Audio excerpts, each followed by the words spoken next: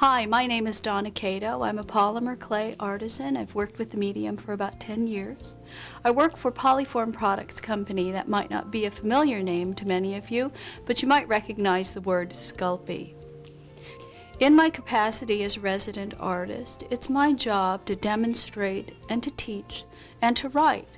You might have seen some of the articles I've written in Lapidary Journal or Jewelry Crafts, maybe Michael's Magazine, Bead and Button and Crafts.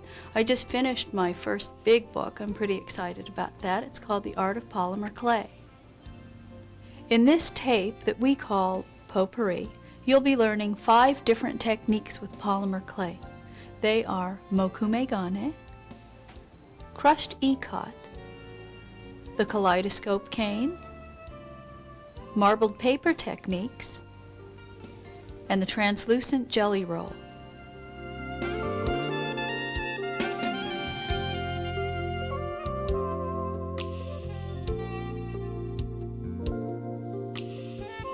The basic tools you'll need for all the projects in this videotape are the pasta machine to roll sheets and to condition your clay. Now, if you don't have a pasta machine, you can use a roller or a rolling pin to roll sheets, and of course you can use your hands for conditioning.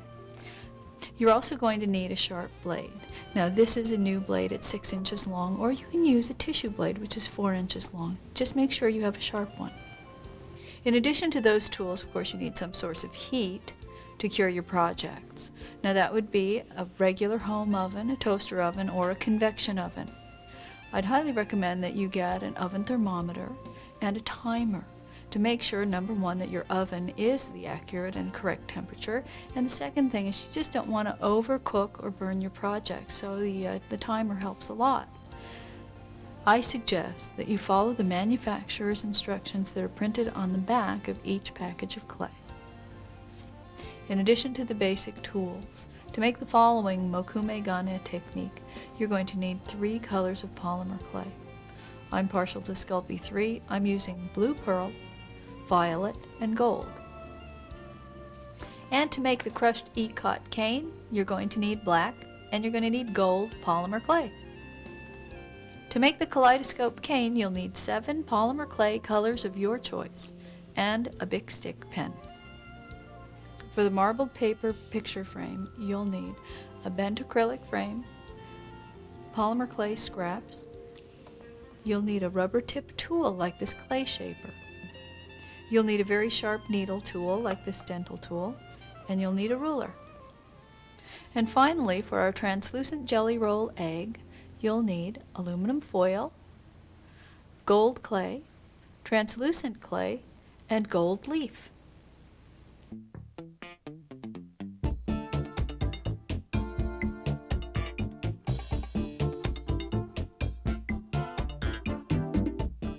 The technique I'm about to demonstrate and teach you is called mokume gane. It's a technique that we've borrowed and adapted from another discipline, this time Japanese metalworkers. Now, if you take a look, you can see here are some examples of mokume gane. Depending on the colors you choose, you get very, very different effects. For our mokume gane, we are going to start with 3 different colors of clay: violet, gold, and blue pearl. These clays are Sculpey 3. Of course, you know that whenever you work with polymer clay, you have to condition it first. So I'm just going to knead this in my hands for a few turns, and then we're going to roll each of the colors out into a snake. And the snake is about, I would say, 4 inches long. Let's do the same with the blue pearl. And finally, we'll do the gold. This is also a very good technique for those cane ends that you might not know what to do with. Alright, so you see I've stacked them up. I've got my violet, blue pearl, and I've got gold. I'm going to roll it. And once I've made the surface smooth, I'm going to twist. So now we're making these stripes. Turn it around, twist. This is the way you make candy canes. And it's also the first step toward marbling your clay. So now we have these nice stripes. I'm going to fold it in half again. the next step is going to be kneading the clay. Now I have probably a quarter package of each of the colors, so I'll knead it for, I would say, 14 turns. The less clay you have by volume, the less kneading you'll need.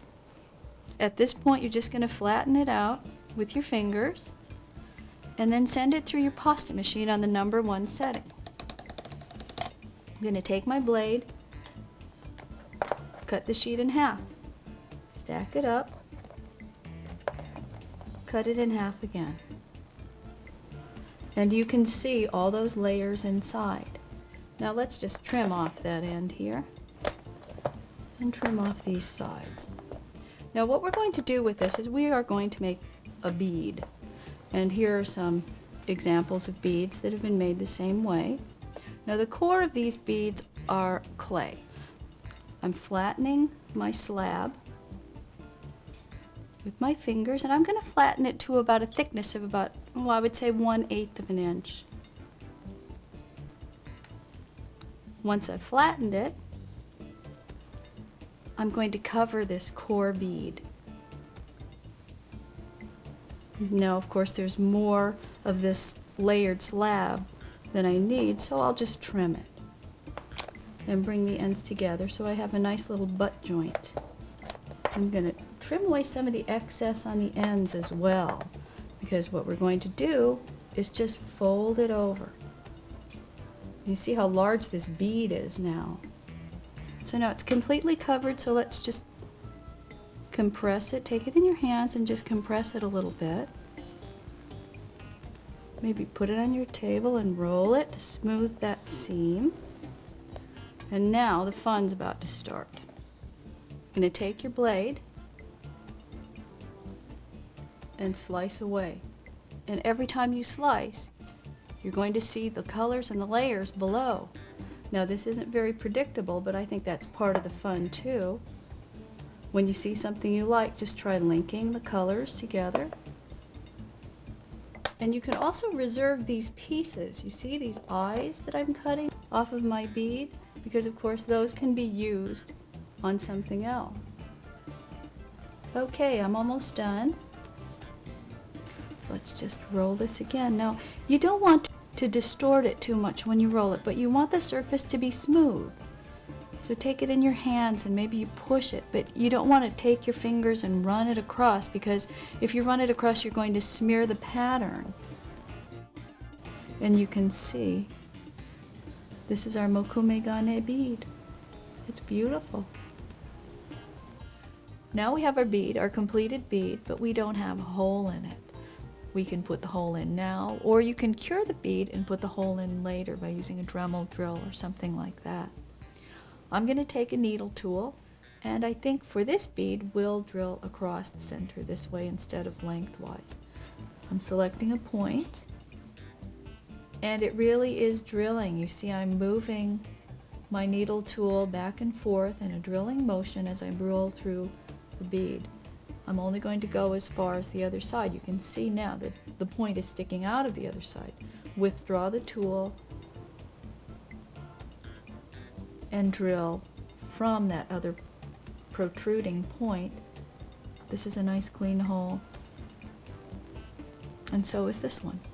So now we're ready to bake our bead.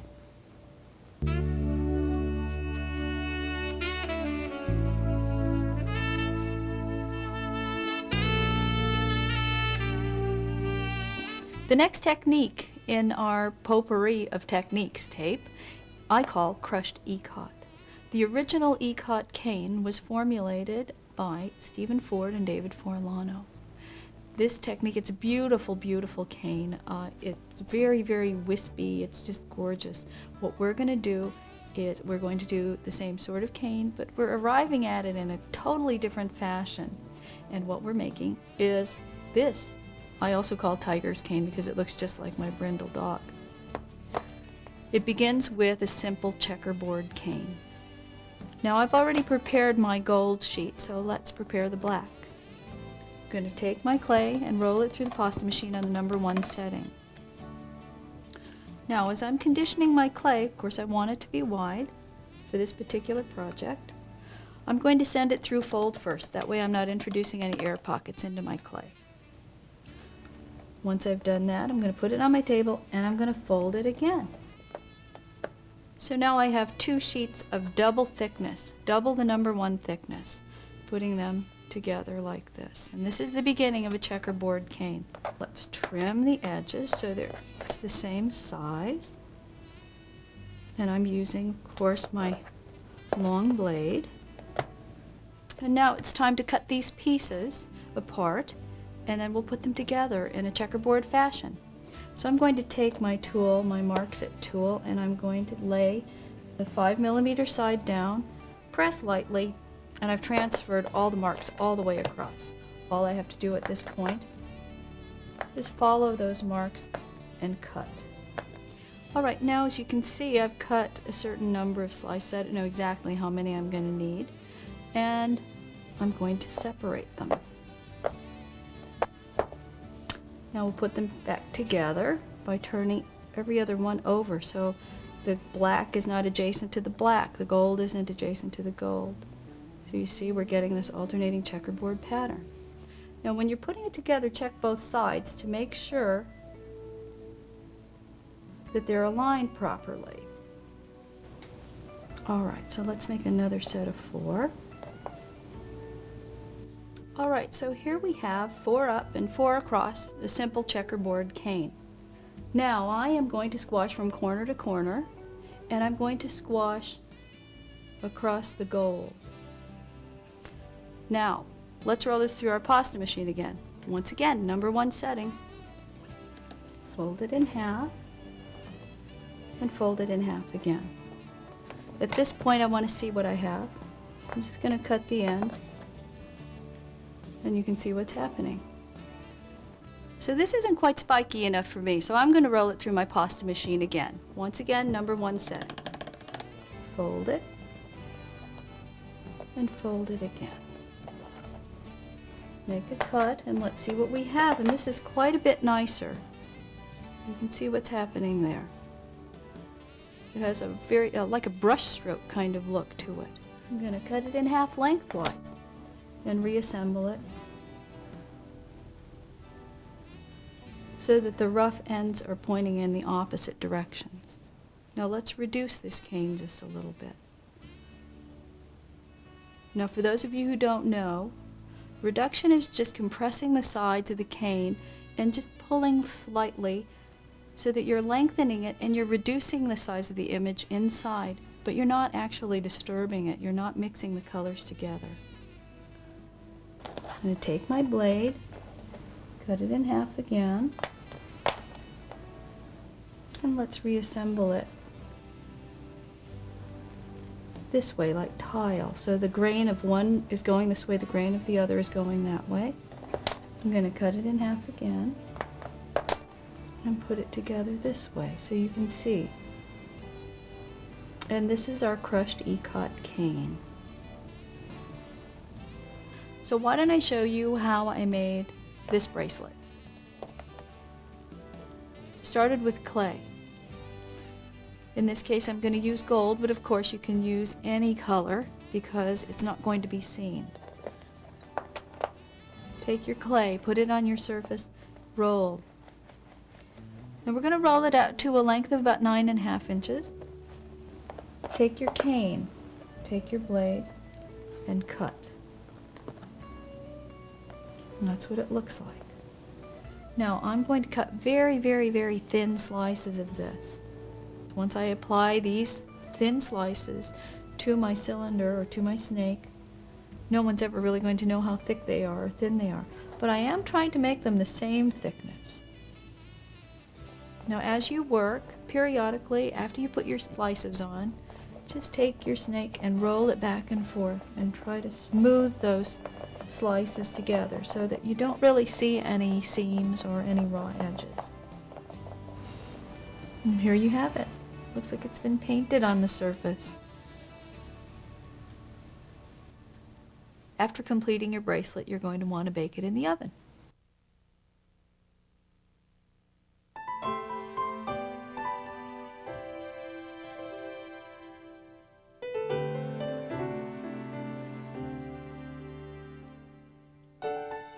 Okay, now you've mastered mokumegane and crushed ikat. It's time to move on to the kaleidoscope cane.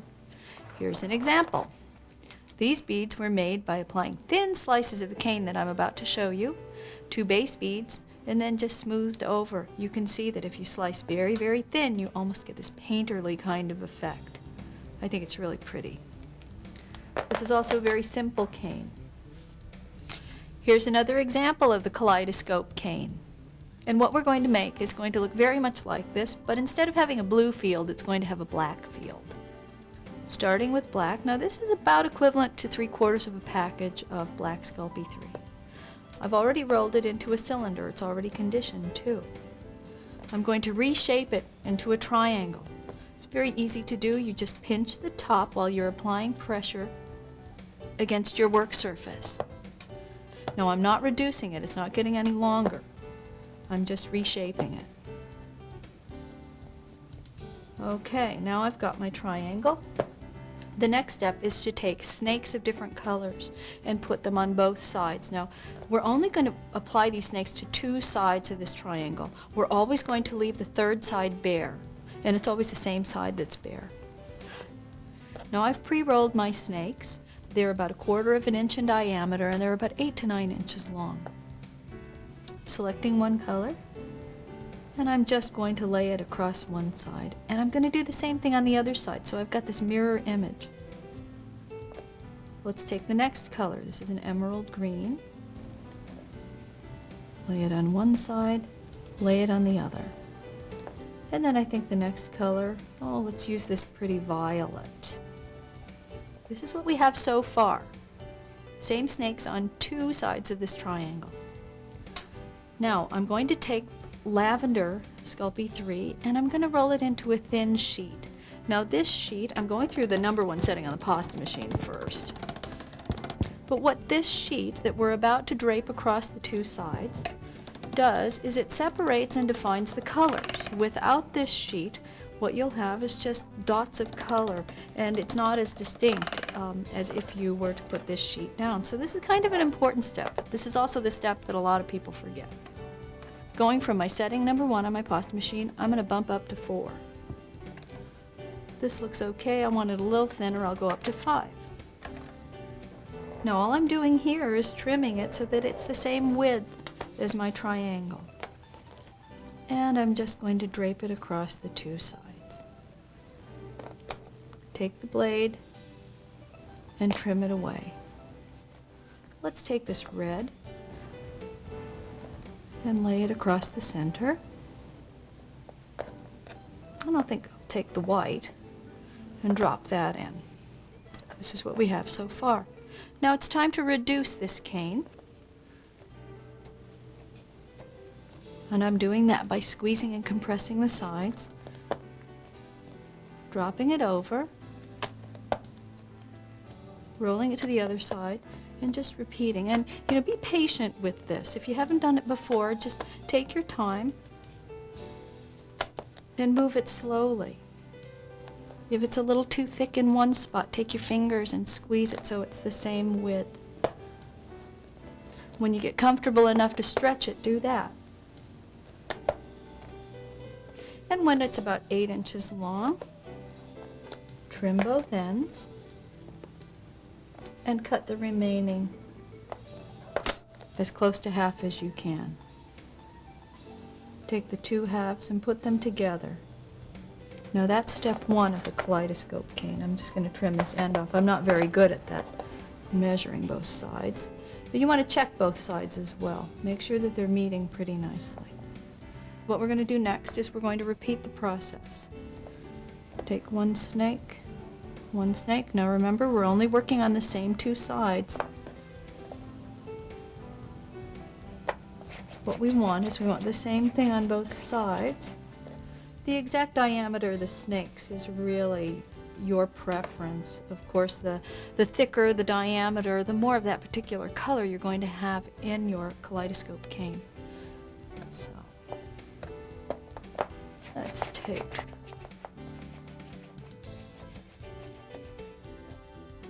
our violet and put it right there in the middle.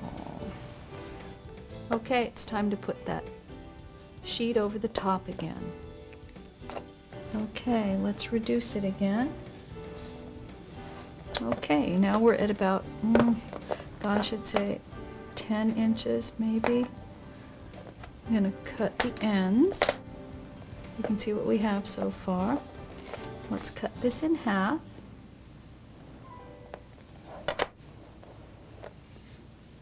Put them side by side again. This time I think we're going to make a square cane. This is what we have so far.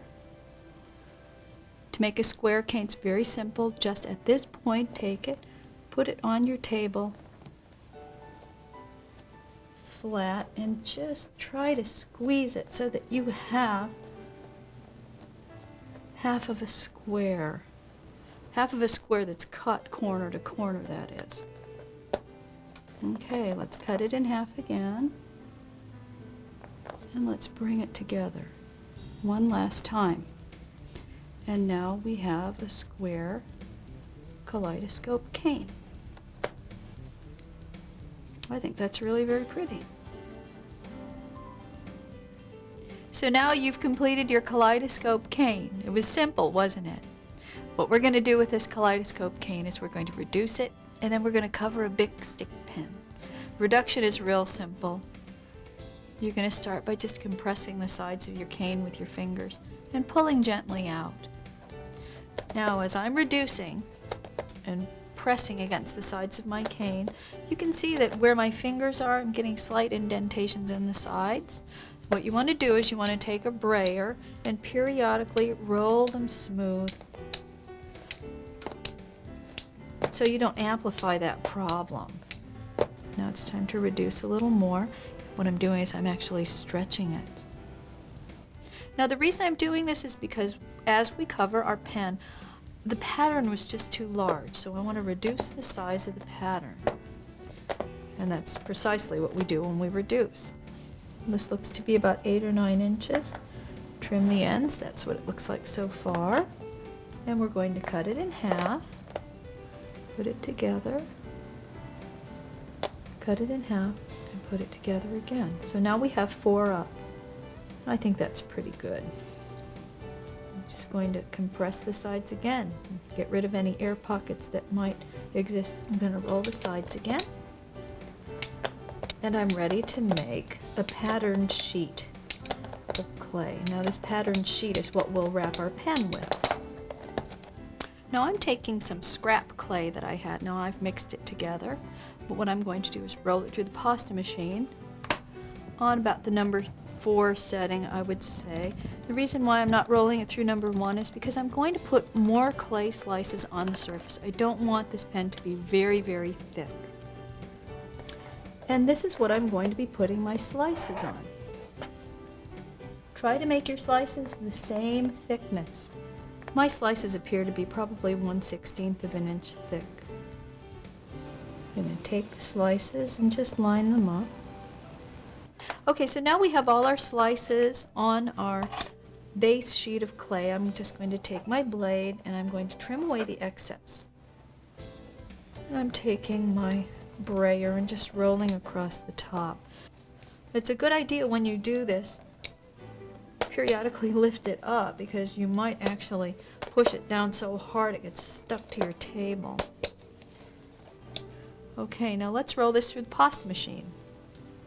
I'm going back to my number 1 setting. I'm not quite sure how thick this is. I'm going to roll it through number 3. Now it's time to prepare a Bic stick pen. This is very inexpensive pen. You know, the good thing is, once you put clay on it, you can put it in the oven and it won't melt. What we have to do first, of course, is to remove the ink cartridge, because if you leave it in, you get this explosion.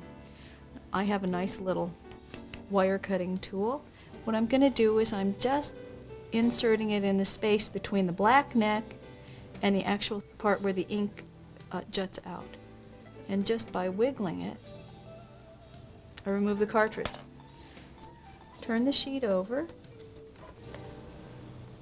Trim one side so that it's straight. Line up the pen to the sheet and roll it up. Now I have to start by taking the loose end and rolling it up this way. As you roll, make sure that you don't have any air pockets between the clay and the pen. And just roll it over until you transfer this edge mark onto the sheet. Following that mark, I'm just going to cut it. And then using my fingers, I'm joining those two ends. Now we just want to close up this end, taking the clay, pushing it down. And we'll do the same thing at the open end. Now because the open end tapers, the neck tapers, you're probably going to have to remove some clay and bring it over. Let's take our blade, trim away some of this clay at the top. Then with our fingers, just push it down. So here we have our kaleidoscope covered Bic stick pen. We're going to bake it in the oven. After it's cool, put the ink back in, and you're done.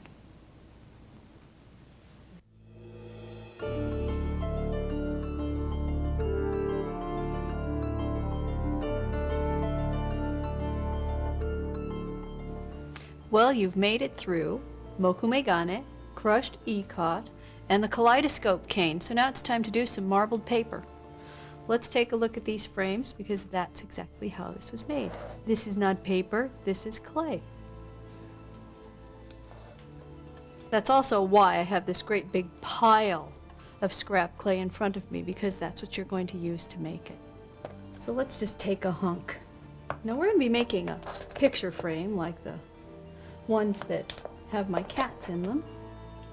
So I'm going to take a fair amount of this clay, set the rest aside, and with my hands I'm just going to form it into a cylinder or a fat log.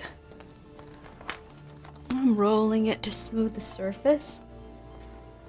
Now for this project, in addition to your scrap clay, you need a tool like a clay shaper. It's a rubber tip tool. We're going to be dragging it through our marbled paper. And you'll need a ruler. My scrap is about 10 inches long, so what I'm going to do now is I'm going to twist the ends in opposite directions because I want to make a lot of stripes. Now, as you can see, parts of my snake are more red than others. There's an awful lot of this red golden color in through here, and the blues tend to be concentrated on the left side. So what I'm going to do is I'm going to mix it up a little bit by folding it in half and then folding it again and repeating the process. Now at home you might want to start with a smaller volume of clay. It'll be easier, and then once you're used to the specific technique, you'll be able to do it with larger and larger quantities. Okay, as you can see, that blue is a little more evenly distributed throughout the length, and the red is too. Well, look at this. It's so much longer than it was when we started, and this isn't nearly the shape we need for a picture frame. So what we're going to do is we're going to compress the cane at this point, and that's just simply taking my hands or your hands and rolling towards center. As you can see, it's getting fatter again, and the stripes are getting closer together, and they're also getting longer. Now as I roll, I'm really not pressing that hard. I'm moving my hands, I'm moving them pretty rapidly, and actually the clay responds more to the movement of my hands towards center than it does to the actual pressure that I'm applying to the surface, so you don't have to push hard. And we're almost there. As you get toward the end, you're just going to take the palms of your hand and push in on the ends. This is what we have now after rolling it out, twisting it, folding it, and then rolling it again. Now we're ready for the next step, which is just to take the clay and with our hands form kind of a thick slab. Once again, when you begin, you might want to begin with a smaller volume of clay. Take your brayer and just roll across the surface. Try to eliminate those fingerprints. Stretch it out. Take the brayer, roll it again until you have a sheet that's probably about, between 1/8 of an inch and 1/4 of an inch thick. Now we're going to take our clay shaper. Now this clay shaper has a rubber tip. When you see a black one like this, it's a clay shaper. They have two other kinds, one that has a white tip, one that has a gray tip, and those are called color shapers. So this is the one to use on your clay. This is one I would recommend because it is the stiffest of the three. I'm going to take my clay shaper and just lightly pull those stripes down. As I'm pulling down, this is how I'm making my marbled paper effect. You know, you'll see once we roll this through the pasta machine, which is the next step, how you end up with a true marbled paper look. Now I'm going one way only. Of course, if you want to feather stitch, you would do this in one direction, and then you would turn the sheet around and you would pull the clay through in the opposite direction. Now I'm going to roll it through the pasta machine on the number 1 setting. Colored stripes are going to go through the rollers parallel. Now the stripes that I've incised or dragged across the surface will be going through perpendicular, and you'll see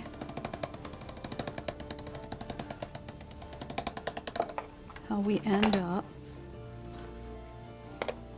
with a marbled paper effect. So now we're ready for our picture frame. This is just an ordinary bent acrylic frame, very cheap, very, very easy to find.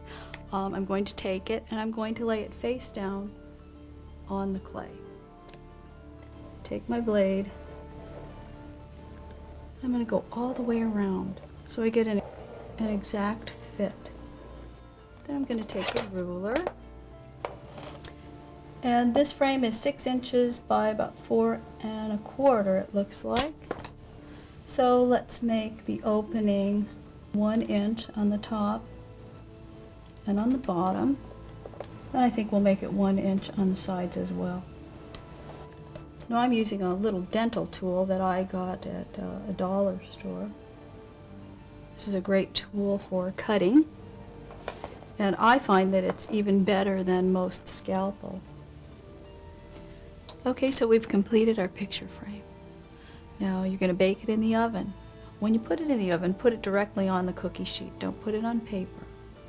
Paper sometimes buckles or bubbles, and if that happens in the oven, your frame is also going to be kind of distorted. It won't be perfectly smooth on the back, and you want it to be perfectly smooth.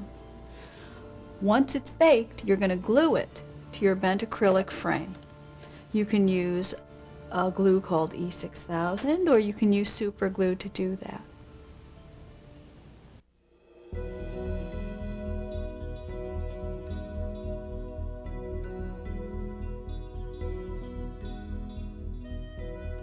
The last technique I'll be demonstrating and teaching to you on this tape, I just call translucent jelly rolls. This effect, which looks so much like wood of some kind, is really just translucent clay that's mixed with a little gold and then rolled up jelly roll style using gold leaf. Now, gold leaf is not to be confused with Renaissance foil. Gold leaf comes packed. Actually, it's not just gold. It's gold, silver, copper, and various variegated colors, but they all come packed in tissue like this. It's not true carat gold. Of course, it's composition leaf. Okay, so let's begin with our translucent clay. This is Sculpey 3. And I'm just going to tint it with a little bit of gold. Just take a little bit of gold clay, and I'm just going to mix it in. Now, as you can see, it really doesn't take all that much to tint this translucent clay. Just a little bit of gold, and it really alters the color. Now, once the color is pretty well distributed through the translucent clay, we're going to re-roll the clay through smaller and smaller settings in the pasta machine down to the number 7 or the finest setting that you have on your pasta machine. So I'm going from 1 to 3. And I want it as wide as possible to 5, and finally to 7. Now Sculpey 3 is a very soft clay, and you might find if you're using Sculpey 3 and you roll it through the pasta machine on number 7 that you're having a problem with shredding or tearing. What this means is that the clay is overly warm, and if that happens, just wad it up in a ball or a flat sheet, walk away from it, let it set up a little bit, come back and try it again. Alright, now it's time to put our leaf on our translucent and gold clay.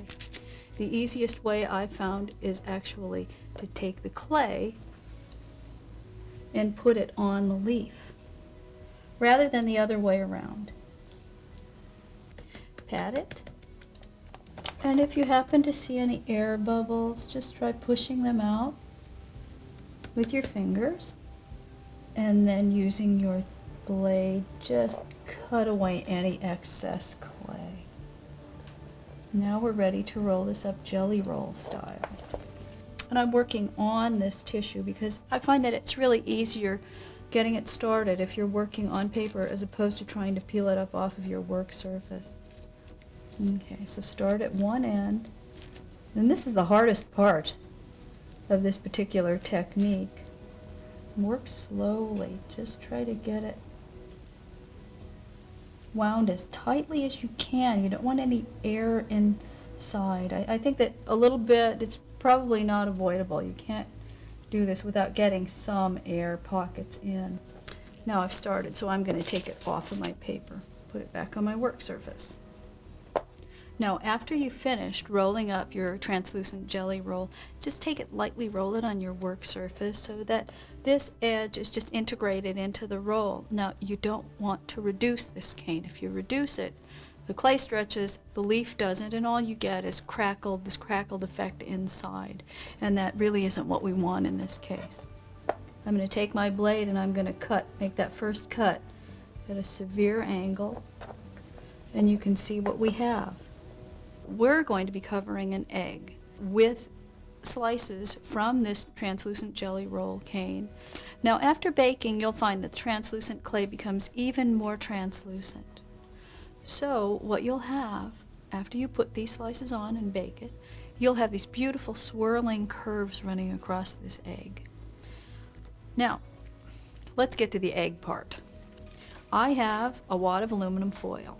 I've compressed it just by taking it and rolling it across, my work table and trying to get rid of any air pockets there might be in the foil. So I'm going to take gold clay and I'm just pushing it into the foil.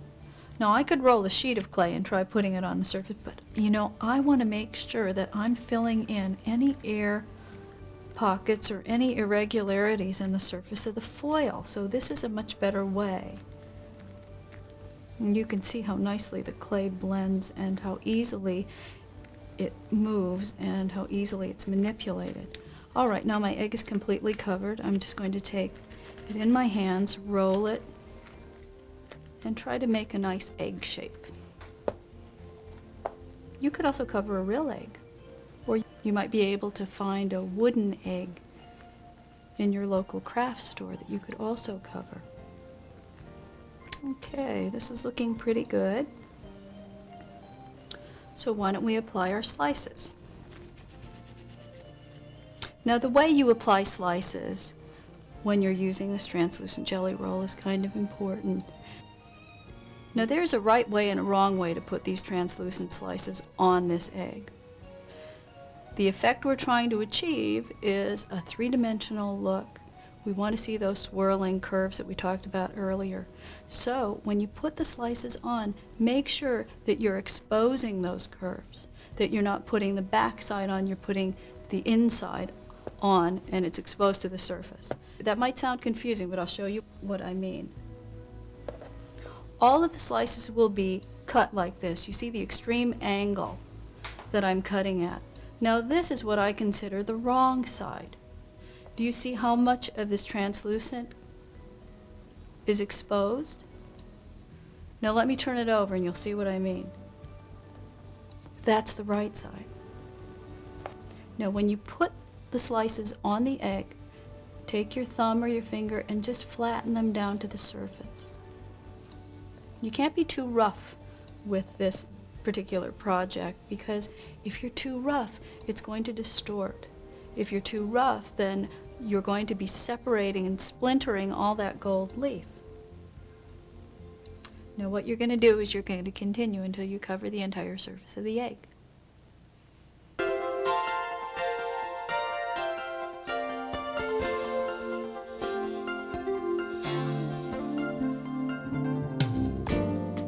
So here we are at the end of our potpourri of polymer clay techniques.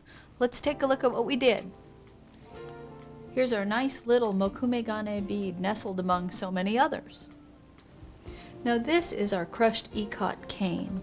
The bracelet is quite a bit shinier than it was originally, and that's because we sanded it and we buffed it. 400 then 600 grit wet dry sandpaper, and then I took it to a bench lathe. But if you don't have a bench lathe, of course you can rub it on your clothing. And here's our kaleidoscope cane.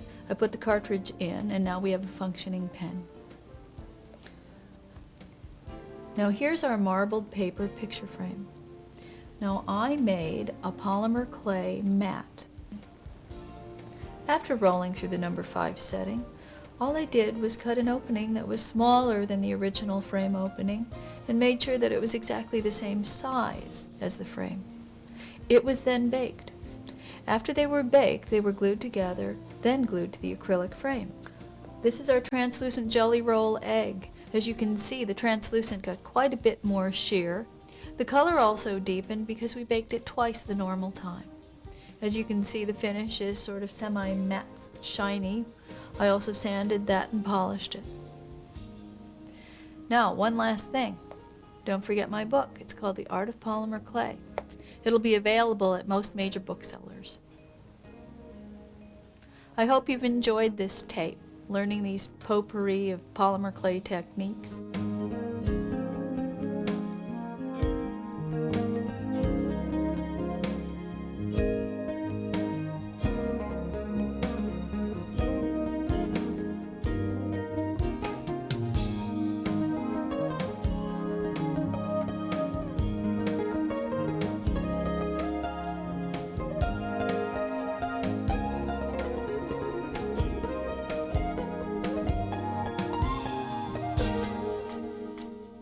And here are other things I've made using our potpourri of techniques.